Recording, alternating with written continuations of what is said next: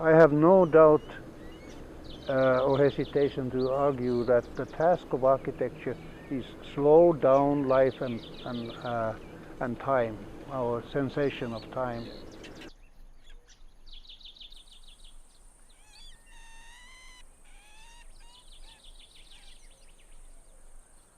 Architecture enroots you in the continuum of time and culture. And architecture has to speak something about the historicity of the world in a really deep sense, about the earth and the sky and things like that, in a Heideggerian manner. If architecture only becomes an invention of aesthetic forms, architecture is lost.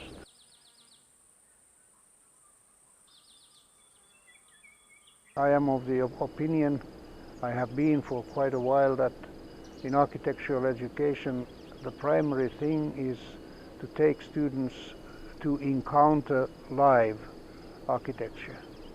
Because when architecture is presented in a photograph, something essential, fundamental is missing. For instance, the way how the architectural piece is integrated in its setting, how it is in the world. And I am nowadays of the opinion that the most important sense in architecture is not vision, it is the existential sense.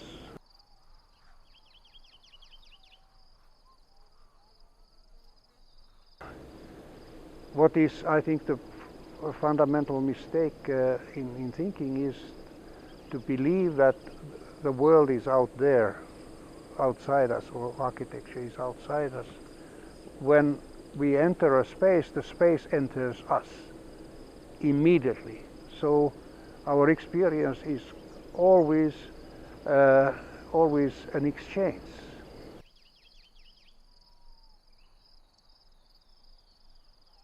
We are service providers instead of thinkers about human existence, and architecture is always about human existence. It's meditation and philosophizing about who we are and why are we here and what is the world around us.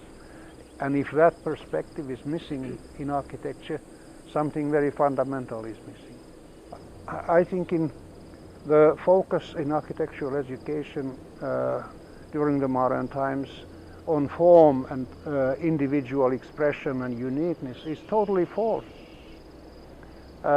Architecture should, education should focus on the understanding of self, recognition of self, because without a critical sense of self and real stable sense of self, there is no thinking about architecture or poetry or anything.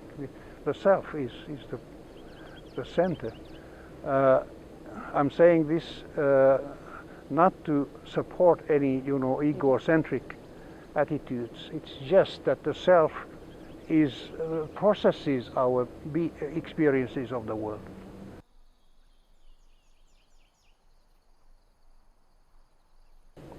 I don't know of any school of architecture which would teach empathy. Why?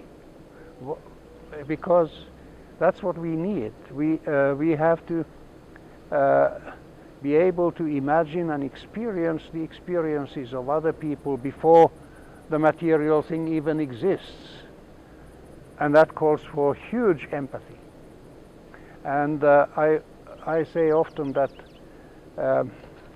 when a good architect designs for an individual client, the process cannot work the way that I would listen to you, ask questions of what you need and so forth, and then design for you as the other.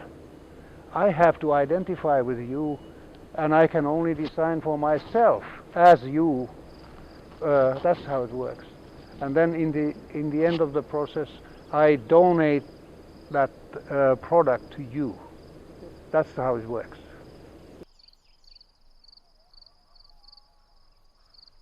Empathy can be trained.